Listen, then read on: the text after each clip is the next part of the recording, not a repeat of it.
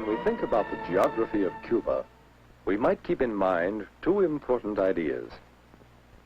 First, Cuba is an island. Second, Cuba has a tropical climate. Let's learn more about this island and its people. Here are some of the people of rural Cuba. There are many different types of Cuban people, including those descended from the original Spanish settlers, those descended from Negro slaves brought to the island, and some descended from various European and West Indies peoples. What relationships can we find between these people and the big island on which they live? The tropical island of Cuba lies in the Caribbean Sea, just south of the United States and east of Mexico. It is only 90 miles from the United States, so near that the affairs of the two countries have always been closely related. Cuba's strategic position puts it on important sea lanes. Here, here, and here. Two of these lanes are gateways to the Panama Canal. Because of its strategic position, Cuba was called the key to the New World by the early Spanish explorers.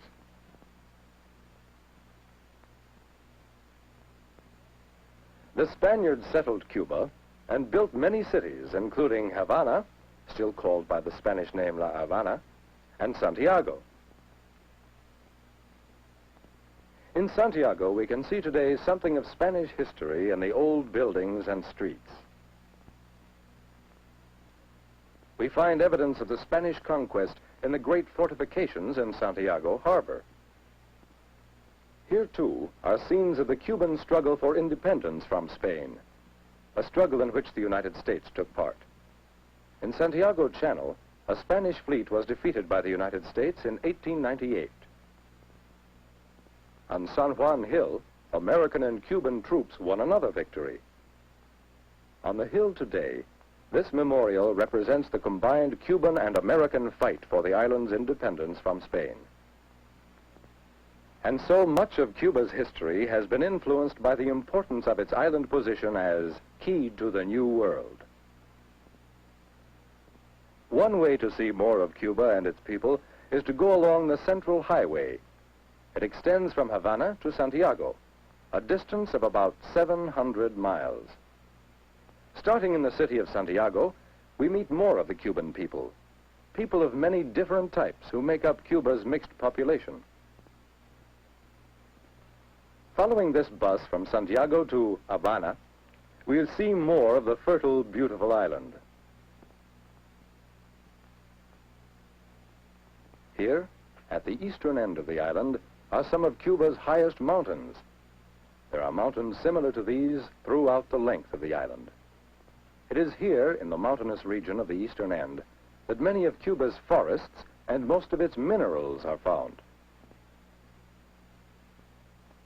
Among the ores mined in eastern Cuba are iron, nickel, copper, and chrome. This mine produces manganese, an ore used in the manufacture of a hard type of steel. Among the many kinds of tropical trees that grow in eastern Cuba is mahogany. Much of the mahogany wood is exported to the United States. Moving westward along the island, we see green fields on both sides of the highway. Here in the central portion of Cuba are some of its most productive regions. Much of the land is used to grow sugar cane, the most important product of Cuba. Sugar cane is a tropical plant, and in Cuba's warm, moist climate and fertile soil, it grows so abundantly that 5 or 6 crops can be harvested from the same plants. Much of the crop is harvested by hand laborers who use sharp knives called machetes. Let's meet one of the workmen in this field. His name is Jose Hernandez. He swings his machete again and again, cutting the ripe stalks. After cutting the stalks, Jose gathers them up and helps load them into a truck.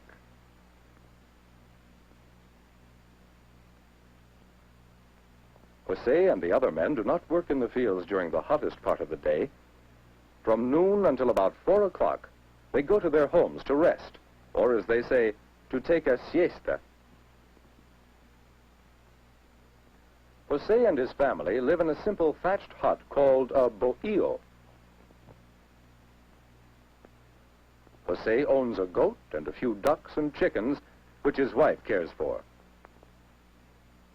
Near the hut are some banana trees that provide fresh fruit for the family.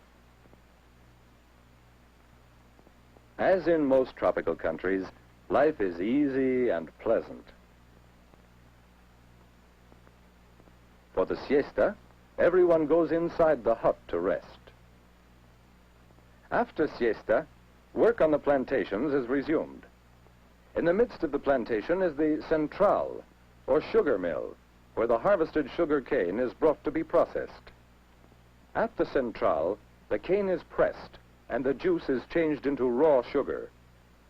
In some mills, the raw sugar is further processed into refined sugar. From this single product, sugar, comes most of Cuba's wealth. And where is the sugar sent? Most of it goes to Cuba's close neighbor, the United States. What else does Cuba send us? Let's follow the Central Highway into the western part of the island to find out. Knowing Cuba's tropical climate, we're not surprised to see fields of pineapples along the highway. Like sugarcane, pineapples thrive in Cuba's fertile soil and year-round warm weather. Much of this tropical fruit is sent to the United States. Another crop which brings wealth to Cuba is tobacco. Certain varieties of tobacco are grown under cloth for protection from the hot sun. Cuban laborers handle the crop through all stages: the growing of the plants, the harvesting of the tobacco leaves, and the final making of cigars.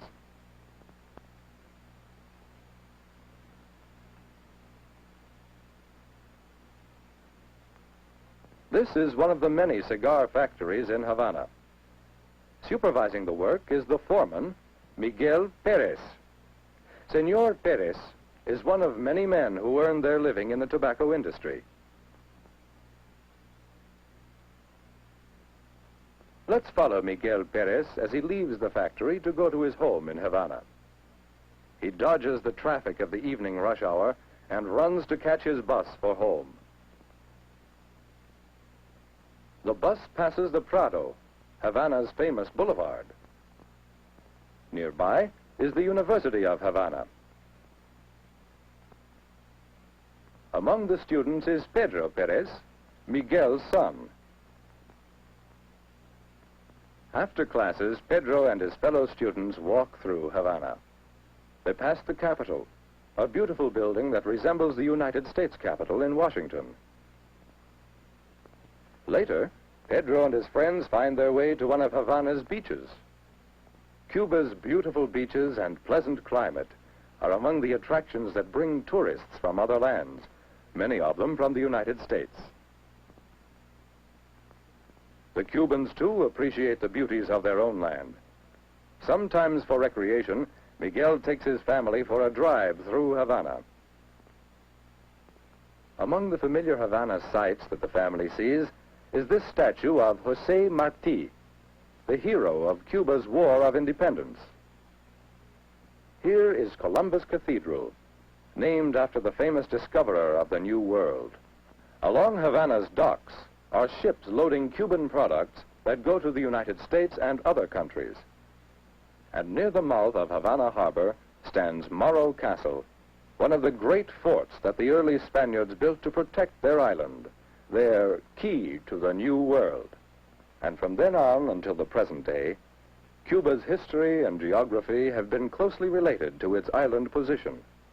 Its nearness to America has made it a good neighbor, a neighbor whose history is closely related to that of the United States. Cuba's natural wealth includes many valuable products. Among them are tropical woods such as mahogany, tropical fruits such as pineapple, special crops such as high-grade tobacco, and of course, the most important single product, sugar. These are some of the things produced by the Cuban people who live on the Big Island with the tropical climate.